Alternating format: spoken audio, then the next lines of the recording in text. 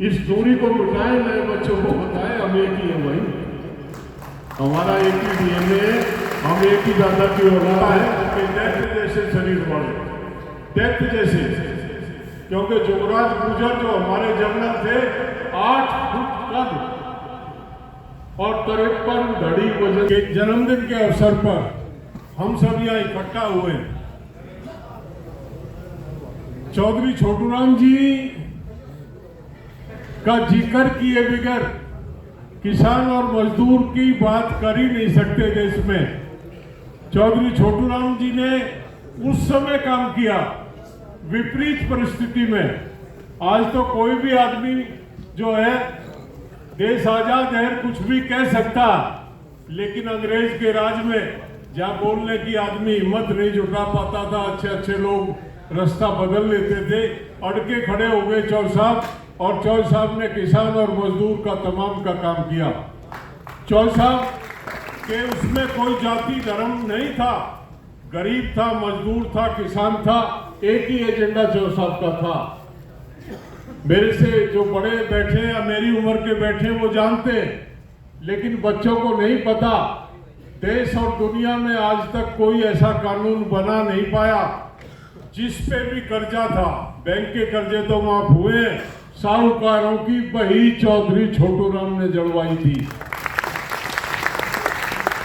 ये डिक्लेयर कर दिया था कि आज से पहले का लेवा देवा सब माफ, किसी का कोई कर्जा देने की जरूरत नहीं।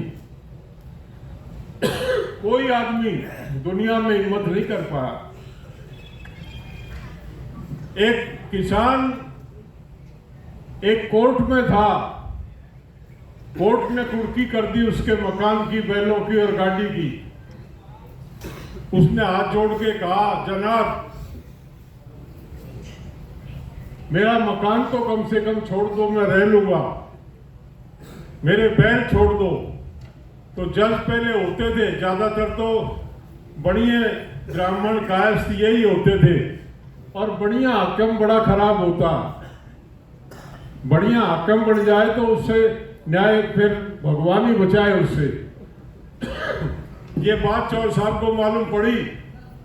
उसने ये कहा उस किसान को, उसने कहा कि ऐसे बेहुदे कानून चौधरी छोटूराम बनाता है, मैं तेरे मकान और बैल वैल कुछ नहीं छोड़ सकता। चौल साहब को ये जब पता चला, चौल साहब ने कानून बनाया, रहने का घर, 2 बैल, दूध का डांगर, 1 साल का अनाज, इसको कोई कुड़क नहीं कर सकता। केवल उस जज की एक बात को लेके कानून बना दिया था पूरे, उसमें चौल साहब ने काम किया। चौल साहब ने किसान का तो काम किया ही किया, दलित समाज को 2.5 लाख एकड़ जमीन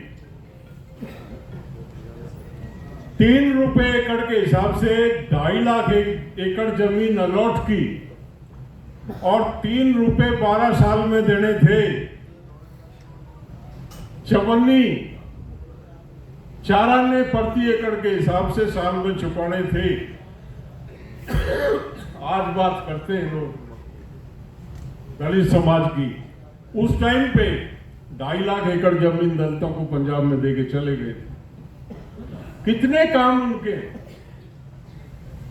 किसी की हिम्मत और हैसियत नहीं थी। इसी दिल्ली में गेहूं के रेट के ऊपर जब वो अड़ के खड़े हुए थे, गवर्नर को डांट के चले गए थे कि मेरे किसान को भाव नहीं मिलेगा तो एक एक दाना जड़वा दूंगा, गेहूं में खड़े मार लगवा दूंगा, एक दाना भी गेहूं का नहीं दूंगा। वो थे चौधरी छोटूराम, जिनको याद करने के लिए आए सकते। ऐसे नेता और नेतृत्व की आवश्यकता है। आज किसान पीड़ित है, किसान दुखी है और किसान बटा हुआ। हम चौधरी चरण सिंह जी के सानिध्य में डॉक्टर यशवीर जी और हम लंबे समय तक रहे। चौल साहब कहते थे, विडंबना ये है, हम सारे साल किसान रहते हैं, 5 साल किसान रहते हैं, चुनाव में हम जाट हो जाते हैं, गुर्जर हो जाते हैं, अहीर हो जाते हैं, कुर्मी हो जाते हैं। इसलिए हमारी दुर्गति है, जिस दिन हम किसान हो जाएंगे उस दिन हमको किसी के यहाँ समस्या के लिए जाना नहीं पड़ेगा। आज वक्त है, साइमन कमीशन जब आया था, साइमन कमीशन में किताबों में पढ़ा भाटी जी कि साइमन कमीशन आया, लाला लाजपत राय मारे गए, इससे आगे हमको पता नहीं था। जब इतिहास में गए, साइमन कमीशन दलितों और पिछड़े वर्ग को न्याय देने के लिए आया था, जिसका विरोध उस टाइम की एक पार्टी कर रही थी। साइमन कमीशन में चौधरी छोटू राम के नेतृत्व में डॉक्टर अंबेडकर उनसे मिले थे और कुछ चीजें पहली दफे दलित और ओबीसी समाज के लिए तय हुई थी, जिसका कोई बताता नहीं, पढ़ाता नहीं है कि ये इकट्ठे ना हो जाए, ये ताकत ना बन जाए। राजनीति में डिवाइड एंड रूल, अंग्रेज को तो हम कह देते हैं, डिवाइड एंड रूल जितना आज हो रहा है इतना कभी हुआ ही नहीं राजनीति में, और हमको पागल बना रखा। जाट और गुजर, ये दिल्ली किसकी है? जहां बैठे हैं ये किसका काम? कुशक है, मालचा है, जोरबाग है, ये किसका है? लोग हमसे कहते हैं कि औरंगजेब ने 2.5 मण जनेऊ जला के खाता था, तो फिर ये कुशक कैसे था यहाँ? औरंगजेब तो हमसे 1.5 किलोमीटर पे था। ये पहाड़ी नीरज कैसे था यहाँ? जटवाड़ा दरियागंज कैसे था? अलीगंज, कोटला, जमरूदपुर ये कैसे थे?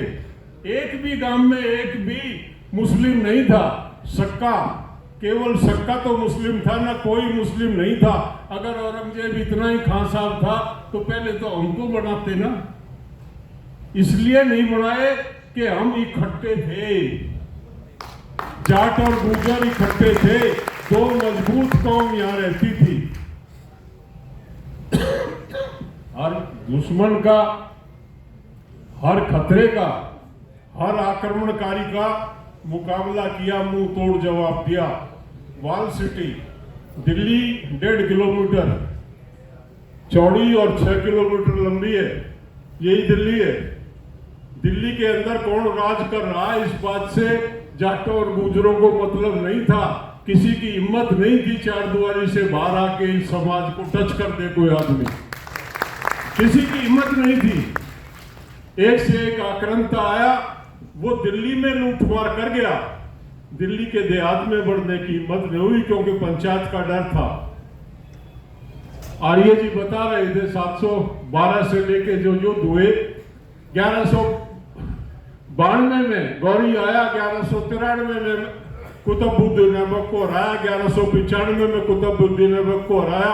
तैमूर लंग को मार के यहां से अंबाला तक उसका पीछा किया। वो लिखता है कि दैत्य जैसे शरीर वाले, दैत्य जैसे, क्योंकि जोगराज गुजर जो हमारे जनरल थे 8 फुट कद और 53 धड़ी वजन था उनका। जो उपसेनापति थे धूड़ा भंगी, हरवीर गुड़ैया, 53 धड़ी वजन था हमारे 2 उपसेनापतियों का। 25 जनरल थे, जिसमें हर जाति का व्यक्ति था। जाति नहीं थी यहाँ, तमाम पिछड़ा वर्ग एक मुट्ठी में था और लड़ता था। आज वो समरसता खत्म हुई है और उसका नतीजा दिल्ली हमारी है। कहने को तो हम भी कहते हैं, गुजर भी कहते हैं, कोई झूठ नहीं कहते हैं, लेकिन क्या है दिल्ली में हमारा? क्या है बता तो दो हमारा। दिल्ली में कुछ भी नहीं, हम रिफ्यूजी भी की श्रेणी में भी नहीं बचे हैं। जो थोड़ी बहुत ताकत बची है उसके माध्यम से हम कुछ अपना हिस्सा ले लेते हैं, लेकिन हमको ही बखेड़ते रहते हैं, हमको ही खिड़ाते रहते हैं।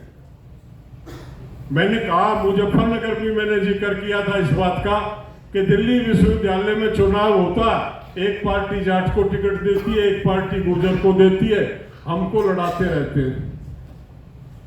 कभी एक ना हो जाए ये। 3 साल पहले एक मौका ऐसा आया, लड़े तो वो बच्चे और उसको जातीय रंग देने का प्रयास किया जाट गुर्जर का। हम लगे सक्रिय हुए डॉक्टर साहब, हमने वो रात में कंट्रोल किया सारा मामला। भाई ये हमारा झगड़ा बिरादरी का नहीं है, ये तुम चुनाव लड़ो अपना, ये तुम्हारी राजनीति है, तुम कर रहे हो अपनी कैपेसिटी पे करो, बिरादरियों को मत लड़ाओ। जाट गुजर का डीएनए एक, हमारे दादा सबके एक हैं। चले इतिहास में कोई मेरे से आ जाओ, बहस कर लो, बैठ के दिखा देते हैं। हमारा डीएनए एक है, हमारे पूर्वज एक हैं। कई दफे विवाद आता, वीर भोजन का आता, दूसरों का आता। मैं जाट महासभा में काम करता हूँ, मुझे भी लोग कहते हैं, बोले वो तो हमारा था। मैंने कहा हमारा जिनका एक ही था, दादा एक ही था यार। ये तो बाद में अलग हो गए, भाई अलग होते हैं, पर परिवार और कुटुंबा बढ़ गया, एक ही था, इनका भी है हमारा भी था। झगड़ा किस बात का? वो भी दादा को दादा कह रहे, तुम भी कहे जाओ, लड़ाई किस बात की? ये जो विवाद पैदा किया जाता है, ये समाज को कमजोर करता। आज के सम्मेलन का मकसद ये है, गृहवीर भाई ने कहा मैं मुजफ्फरनगर में कराऊंगा, हिम्मत भाई ने कहा कि राजस्थान में राजाराम जी से उन्होंने अपील की, ये कड़ी बढ़े। डॉक्टर यशवीर ने अभी एक्सपेरिमेंट किए पिछले 2 साल में, उसके नतीजे भी दिए इन्होंने। अगर वो एक्सपेरिमेंट आगे बढ़ाए जा तो राजनीति की दिशा बदल सकते हैं। जो आके कोई कहीं से आके, कोई गुजरात से आके राज पे कब्जा कर रहा, कोई महाराष्ट्र से आके राज पे कब्जा कर रहा, जिस दिन इकट्ठे हो गए और समझ गए किसी का कब्जा नहीं होगा, सब आपके पीछे घूमेंगे। जाट जो है वो पेशावर तक बसता। आप पाकिस्तान पे कब्जा कर सकते हैं डॉक्टर साहब, ये भाव यहां से जाग जाए जाट गुजर का। जाट और गुजर पाकिस्तान में भी डोमिनेट करता, जिस दिन चाहे उस दिन पाकिस्तान में भी कब्जा कर सकते। जाट तो बहुत बड़ी शक्ति है, बहुत बड़ी ताकत। 2 ही कौम ऐसी हैं जो इकट्ठा है, जाट और गुजर। पलवल से पेशावर तक हमारी पॉपुलेशन एक साथ है। समझने की आवश्यकता, समझाने की आवश्यकता है, नई पीढ़ी को बताने की आवश्यकता है कि एक दादा की औलाद है। अब हमारे अय्यानगर घिटोरनी वाले लोग मोड़ मिटते हैं। हमने सोचा होगा लोग मोड़ गोत, जब उनके संपर्क में आए, वो पवार है, वो तो पवार है, फर्क कहां?